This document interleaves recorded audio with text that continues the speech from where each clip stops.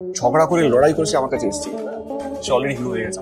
অচেনা শত্রু তো সবাই কতটা আঘাত লেগেছে? আঘাত লাগে না, মজা পেয়েছি।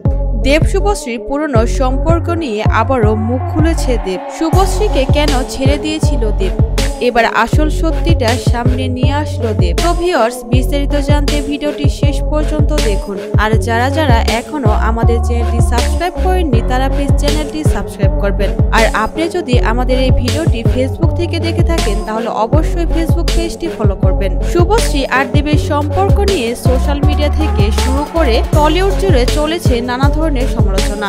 অনেক বছর থেকেই তাদেরকে একসাথে আর কাজ করতে দেখা যায়নি। তারপরে শুভশ্রী বিয়ে করে নিয়েছিল রাজকে বিয়ে করে এখন 2 সন্তান নিয়ে সুখে সংসার করছে। অন্যদিকে দেবের জীবনেও এসেছে অন্য কেউ। এখন পর্যন্ত দেব বিয়ে না করলেও তার জীবনে রয়েছে রুক্মিণী। কিন্তু কি হয়েছিল সেদিন, যেদিন দেব আর শুভশ্রীর সম্পর্ক ভেঙে গিয়েছিল। এবার সেই সত্যিটাই সামনে নিয়ে আসলো দেব। কেন তাদের সম্পর্ক শেষ হয়ে গিয়েছিল, কেন শুভশ্রীকে ছেড়ে দিতে হয়েছিল।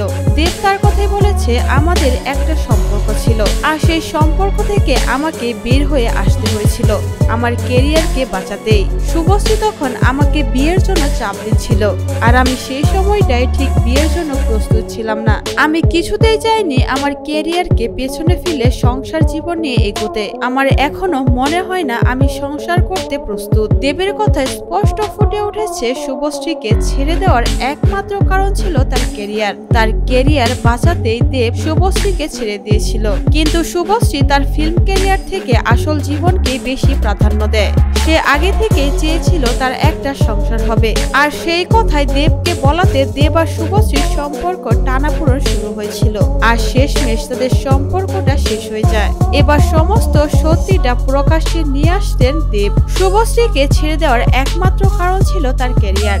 তো ভিউয়ার্স, এই বিষয়ে আপনারা কি বলতে চান? অবশ্যই আপনার মূল্যবান মন্তব্যটি জানাতে পারেন কমেন্ট করে।